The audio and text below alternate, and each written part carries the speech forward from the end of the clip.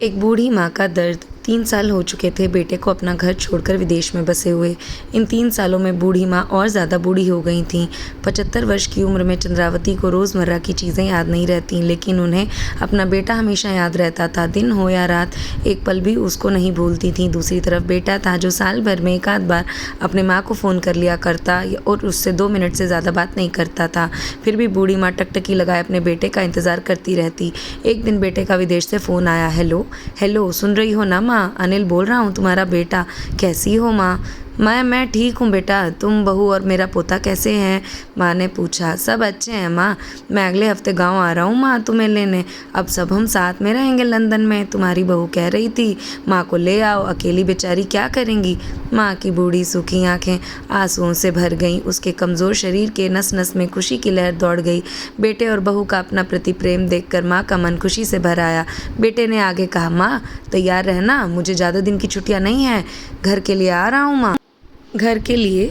माँ ने पूछा। हाँ माँ, गांव का घर हमें बेच देना पड़ेगा। अब हम साथ में ही तो रहने वाले हैं, तो वहाँ घर पर रहने का तो कोई नहीं होगा, तो घर को रखने का तो कोई मतलब नहीं है ना माँ, बेटे ने कहा।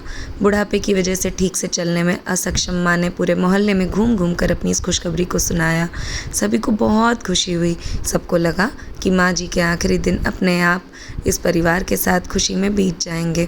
घर वापस आकर माँ ने अपने घर के कोने कोने को ऐसे देखा जैसे वह अपने दूसरे बेटे को देख रही हों, और देखें भी क्यों ना, उस घर को अपने बेटे से कम थोड़े समझा था।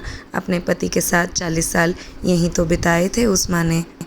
लेकिन अब माँ मजबूर थी। बुढ़ापे के आखिरी साल बेटे और बहू के साथ बिताना चाहती थी, इसलिए दिल पर पत्थर रखकर अपना घर बेचने को बूढ़ी माँ तैयार हो गई।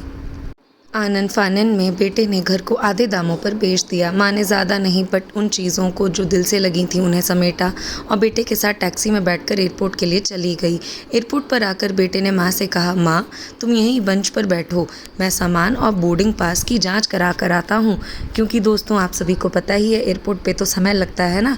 ऐसा कहकर बेटे ने माँ को बरगला दिया। वहाँ वक्त लगता है और खड़े रहना पड़ता है तो तुम्हें तकलीफ़ होगी माँ, इसलिए तुम यहीं आराम करो। मैं बस यूँ गया और यूं आया। माँ भोली बेचारी बेंच पर बैठ गई और बेटा अंदर चला गया। काफ़ी समय हो गया बेटा वापस नहीं लौटा, पर भोली माँ सोचने लगी शायद ज़्यादा भीड़ होगी इसलिए देर लग रही होगी। मेरा बेटा तो भोला है ना। अंधेरा होने को आया। अब तो लोगों की चहलकदमी भी कम होने लगी। माँ को अब चिंता होने लगी। एक कर्मचारी ने आकर पूछा, किससे मिलना है माँ जी आपको? यहाँ पर क्यों बैठी हैं?